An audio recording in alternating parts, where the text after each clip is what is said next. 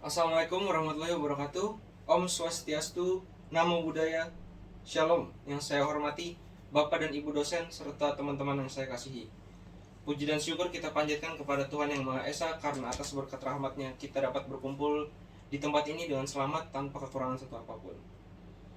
Pertama-tama saya berterima kasih karena telah diberikan kesempatan untuk menjadi orator di tempat ini. Pada kesempatan kali ini, saya ingin membawakan topik mengenai berita hoax. Tentunya kita semua pernah mendengar tentang berita hoax, entah saat kita kecil maupun saat kita sudah beranjak dewasa. Pada era digital ini, teknologi sudah berkembang dan digunakan oleh semua kalangan, baik anak kecil maupun orang dewasa. Bahkan lansia pun masih banyak yang menggunakan teknologi, salah satunya handphone. Apa sih berita hoax itu? Izinkan saya menjelaskan mengenai berita hoax. Dilansir dari Diskominfo, berita hoax merupakan informasi, kabar, berita yang palsu atau bohong. Dan pada Kamus Besar Bahasa Indonesia atau KBBI, hoax diartikan sebagai berita yang bohong. Nah, dari sini dapat kita simpulkan bahwa berita hoax ini adalah sesuatu yang salah. Disinformasi ini memiliki pengertian yang sama dengan berita hoax, yaitu informasi palsu yang sengaja maupun tidak sengaja disebarkan untuk menipu. Namun pada masa kini ada banyak kasus dan berita yang memang disebarkan secara sengaja untuk menipu kalangan masyarakat. Dapat kita lihat besarnya pengaruh berita yang disebarluaskan kepada masyarakat untuk menipu melalui teknologi yang sudah berkembang pada masa kini. Salah satu contoh yang akan saya ambil, pada tanggal 23 Agustus tahun 2022, ada disinformasi atau berita hoax mengenai vaksin COVID-19 mRNA dapat mengubah DNA manusia.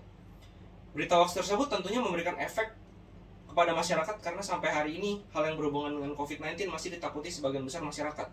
Dan berita hoax tersebut memberikan informasi palsu mengenai vaksin yang digunakan untuk menambah imunitas seseorang akan COVID-19 tersebut.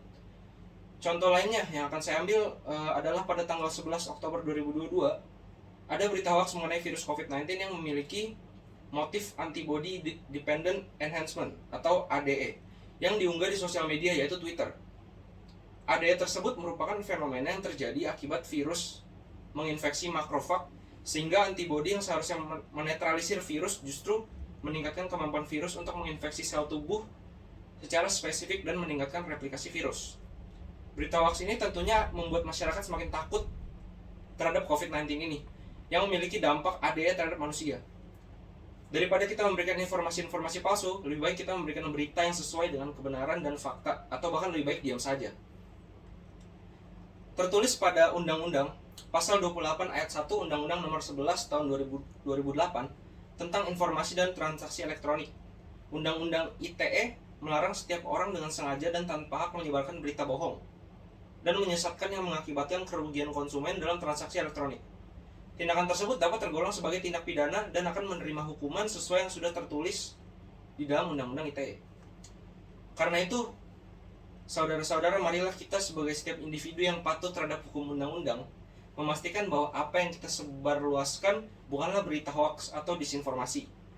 Apa yang kita terima dari orang lain pun jangan langsung percaya. Kita harus cari tahu kebenarannya dan memastikan apakah berita tersebut hoax atau memang benar adanya. Baik buruknya teknologi itu sendiri bergantung kepada orang yang memanfaatkan dan menggunakannya.